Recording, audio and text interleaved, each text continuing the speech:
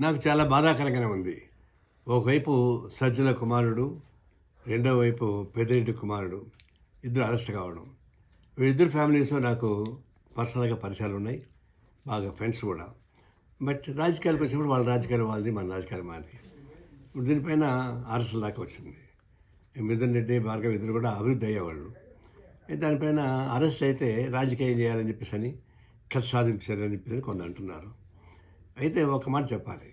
రాజకీయాల్లో కక్ష సాధింపు జరుగుతున్నాయి. అది ఇప్పుడు కాదు 10 ఏళ్ళు జరుగుతూ ఉన్నాయి. అయితే ఒక మద్యం కుంభకోణం పైన ఎప్పుడైతే బ్రాండ్ షాపులు మొత్తం మార్చేసి, లేబుల్ మార్చేసి, వాళ్ళ సొంత బ్రాండ్లు పెట్టుకొని అన్ని షాపుల్లో కూడా డిజిటల్ పేమెంట్ కాకుండా క్యాష్ పేమెంట్ పెట్టారు. జనరల్గా ఇప్పుడంతా డిజిటల్ పేమెంటే జరుగుతున్నాయి.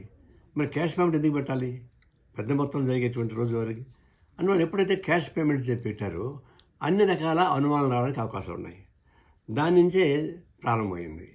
చివరికి అది సీట్ దాకా వచ్చింది. వాళ్ళు అన్ని రకాలుగా బయట పెడుతున్నారు. అందువల్ల ప్రభుత్వం తీసుకున్న పాలసీలో లోపం ఏంటంటే క్యాష్ పెట్టడం ద్వారా అవినీతి జరిగిందని చెప్పడానికి ఆస్కారాలు ఉన్నాయి. ఎంత జరిగింది ఏంటో ఎంక్వైరీ తేలుతుంది. తర్వాత దీని పనిష్మెంట్ అంటావా? చాలా ఎంక్వైరీ జరుగుతాయి, జైలు పోతారు, తర్వాత ఇప్పుడు విముక్తి అవుతారు, అది వేరు. కానీ భవిష్యత్తు ఉండేటువంటి పిల్లలు ఈ విధంగా అయిపోవడం అనేది వాళ్ళు జాగ్రత్త తీసుకోవాల్సిన అవసరం ఉంది. రాజకీయాలు బాగా దిగజారిపోయేటువంటి ప్రమాదం వచ్చింది. ఆ విషయంలో ప్రభుత్వం చేసే తప్పులకి అందరూ బలవుతున్నారు. దీన్ని గుణపాఠంగా తీసుకోవాల్సిన అవసరం చెప్పేసి తెలియజేస్తున్నాను.